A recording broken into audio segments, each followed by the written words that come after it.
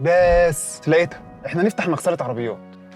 شفتوا اللي حصل؟ ايوه ده اكيد بيحصل معاه، سواء في قعده الكافيه او اي خروجه موظفين. التفكير في الاستقلال المالي حق مشروع، بس محتاج مشروع مدروس علشان يبقى ناجح ومستمر. طب نعمل كافيه؟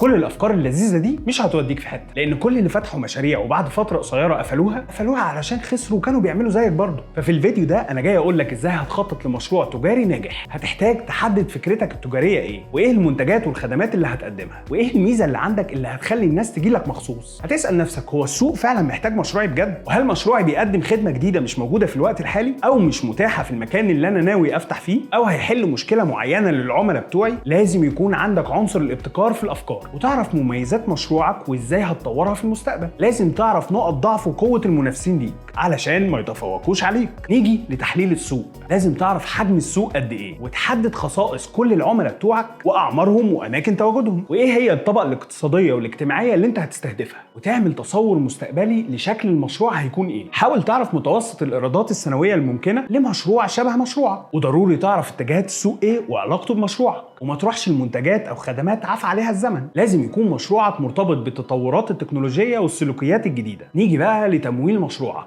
حدد ازاي هتمول المشروع، هل فلوسه بالكامل معاك، ولا هتحتاج قروض بنكيه اضافيه، ولا هتدور على شركه معاك. اعمل ميزانيه واقعيه فيها كل التكاليف الاوليه والتشغيليه والمستقبليه. اهم حاجه بقى لازم تكون حاطط الماركتنج استراتيجي، دي بيكون فيها الخطوط العريضه لتسويق مشروعك. لازم تكون الاستراتيجيه دي فيها قنوات التسويق اللي انت اخترتها، وتحدد كمان انت هتدفع قد ايه في السوشيال ميديا، وتعمل سياسه تسعيريه وخطه لدعم وخدمه العملاء. وعلى فكره دي لازم تكون على اكمل وجه. ضروري تعمل هيكل تنظيمي لمشروعك بما في ذلك من الادوار والمسؤوليات لكل فرد بيشتغل معاك. كده انت رتبت كل حاجه قبل ما تبدا مشروعك. ولما تفتح مشروعك ضروري تنظم عمليات الشغل اليوميه، وتتابع المنتجات او الخدمات اللي انت بتقدمها، وتراقب اداء الموظفين معاك، تشوف مبيعاتك قد ايه يوميا علشان تقدر تحسن الاداء وتتعلم من اخطائك. اخر حاجه لازم تكون مستمع لفيدباك العملاء بتوعك وتتحرك بناء على ارائهم. يا ترى استفدت فعلا من الخطوات دي؟ لو هتعمل مشروع مغسله العربيات المفضل بالنسبه لك